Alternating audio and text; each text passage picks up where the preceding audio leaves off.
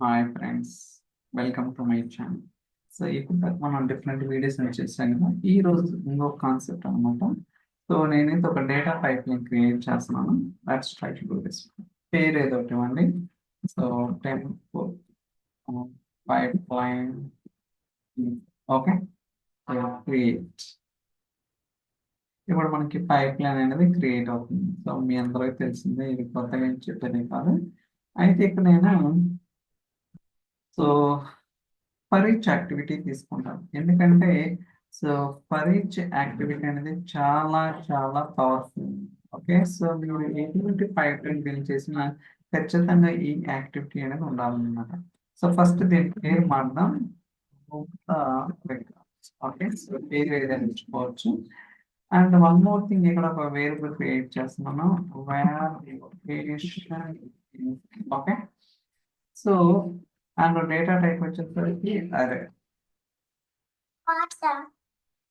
So data type వచ్చేసరికి అరే. So main గా మనకి ఫర్ ఈచ్ యాక్టివిటీ అనేది సో ఇటరేషన్ అన్నమాట. అంటే మీరు లూపింగ్ చేయడానికి అలాంటి కేసెస్ లో మనం ఫర్ ఈచ్ యాక్టివిటీ అనేది యూజ్ చేస్తాం. లైక్ ఏడిఎఫ్ పైప్ లైన్ కావచ్చు, ఫ్యాబ్రిక్ డేటా పైప్ లైన్ కావచ్చు. ఒకవేళ ఎస్ఎస్ఐఎస్ అయితే ఫర్ ఈచ్ కంటైనర్ ఉంటుంది. ఓకే, ఎక్కడికి వెళ్ళినా పేర్లు మారుతుంటుంది కానీ అల్టిమేట్ గా ఫంక్షనాలిటీ అనేది సేమ్ ఉంటుంది అన్నమాట. ఓకే, ఇప్పుడు ఎందుకు చెప్తున్నా అంటే ఇక్కడ నేను లొకేషన్స్ ఫర్ ఎగ్జాంపుల్ ఒక వేరియబుల్ క్రియేట్ చేసి ఆ వేరియబుల్ ని ఈ ఫర్ ఈచ్ యాక్టివిటీకి ఇన్పుట్ గా ప్రొవైడ్ చేస్తాను.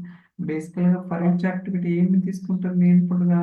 స్ట్రింగ్, ఇంటీజర్ ఇలాంటి ఇస్తే అది యాక్సెప్ట్ చేయదు. అరే అనేది ఇన్పుట్ గా తీసుకుంటుంది అనమాట. ఫర్ ఎగ్జాంపుల్, సో నేను ఆల్రెడీ కొన్ని లొకేషన్స్ తీసుకున్నాను. Copy paste. ఓకే, ఇక్కడ నేను హైదరాబాద్, బెంగళూరు, చెన్నై, గుంటూరు ఇలా 4 లొకేషన్స్ ఉంది. ఒక అరే వేరియబుల్ క్రియేట్ చేశాను అనమాట. ఆ వేరియబుల్ ఈ వాల్యూస్ అని స్పెసిఫై చేశాను. ఇప్పుడు ఏదైతే నేను వేరియబుల్ క్రియేట్ చేసిన ఆ వేరియబుల్ ని ఈ ఫర్ ఈచ్ యాక్టివిటీకి ఇన్పుట్ గా ప్రొవైడ్ చేస్తాను. Let's try to run this. So dynamic content add చేద్దాం. లోడ్ అవుతుంది, రైట్.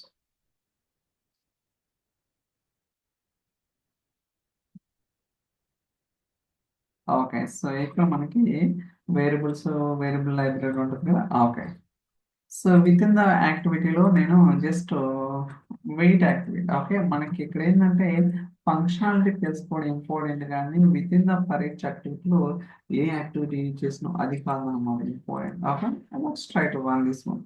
సో ఇది ఇప్పుడు ఈ ఫర్ ఈచ్ యాక్టివిటీ ఎన్నిసార్లు లూప్ అవుతుంది?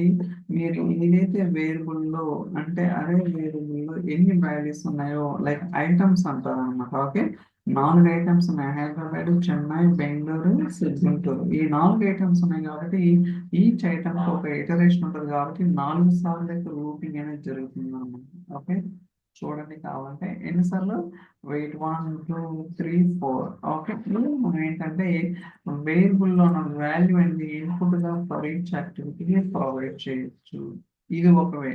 అలా కాకుండా కొన్ని కేసెస్ ఏంటంటే సో ఇక్కడ రేంజ్ అనే ఫంక్షన్. ఓకే, రేంజ్ అనే ఫంక్షన్ అరే రిటర్న్ చేస్తుంది 1 నుంచి 5 దాకా.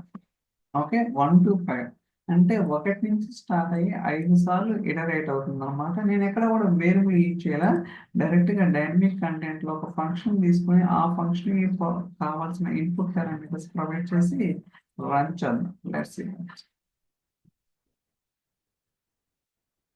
లోడ్ అవుతుంది.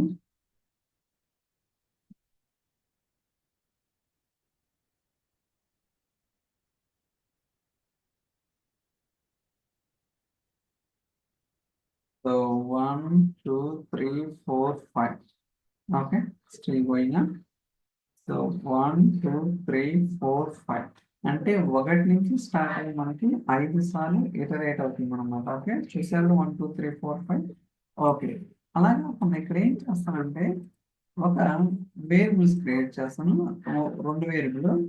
So start.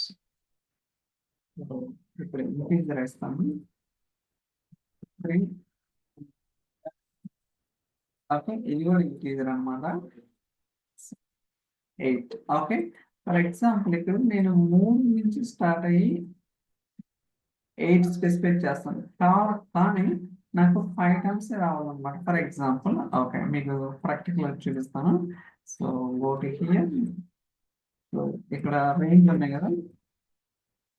Variables, start, comma, end. Okay. So, 1 నుంచి 8 టైమ్స్ సారీ 3 నుంచి ఓకే. 3 స్టార్ట్ అయ్యి 8 టైమ్స్ అనేది ఇటరేట్ అవుతుంది.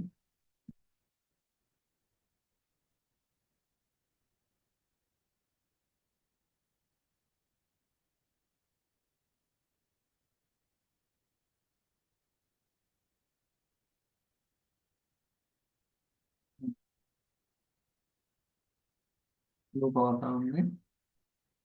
So, 1, 2, 3, 4, 5, 6 so 7, 8 okay.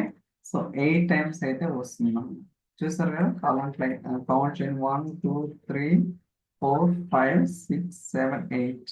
సో బేసికల్గా నేనేం చెప్పాను, 3 నుంచి స్టార్ట్ అయ్యి 8 టైమ్స్ 8 స్పెసిఫై చేశాను. Okay 8 times. కానీ నాకు ఇక్కడ ఏం కావాలంటే 3 నుంచి 8 అంటే మధ్యలో ఎంత ఉంది, 5 మాత్రమే ఉంది డిఫరెన్స్. ఓకే అలా కావాలి. అంతేగాని నాకు 3 నుంచి 8 అనేది రాకూడదు అనమాట. అంటే 8 టైమ్స్ రాకూడదు. వాటి యొక్క కౌంట్ అనేది రావాలి డిఫరెన్స్. దానికోసం ఏం చేస్తున్నా అంటే ఒక సో సబ్స్ట్రాక్షన్ ఫంక్షన్ ఓకే అది స్పెసిఫై చేస్తున్నాను. సో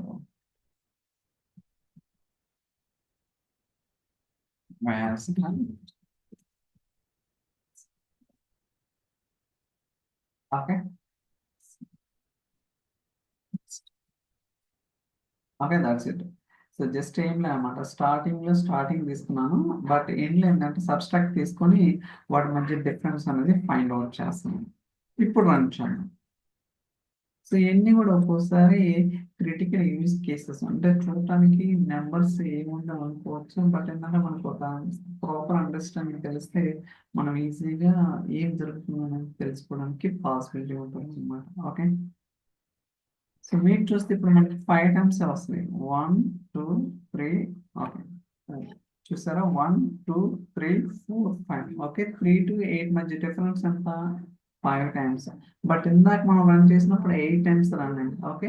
ఇలా రకరకాల చిన్న చిన్న యూజ్ కేసెస్ మనం ఎక్కడికో అవసరం ఉందా జస్ట్ ఇలాంటివి మనం కొంచెం ప్రాపర్గా అర్థం చేసుకుంటే అంటే ఎక్స్ప్రెషన్స్ కావచ్చు, ఫంక్షన్స్ కావచ్చు, అంటే ఒక యాక్టివిటీ నుంచి వేరే యాక్టివిటీకి ఏం రిటర్న్ చేస్తుంది, ఏం యాక్సెప్ట్ చేస్తుంది, ఇన్పుట్ ఏంటి, అవుట్పుట్ ఏంటి, ఇలాంటి బేసిక్ ఫండమెంటల్స్ అన్ని మనం చాలా స్ట్రాంగ్ ఉండాలన్నమాట. అప్పుడే మనకి సో ఖచ్చితంగా ఒక ఐడియా అనేది రావడానికి అవకాశం అయితే ఉంటుంది.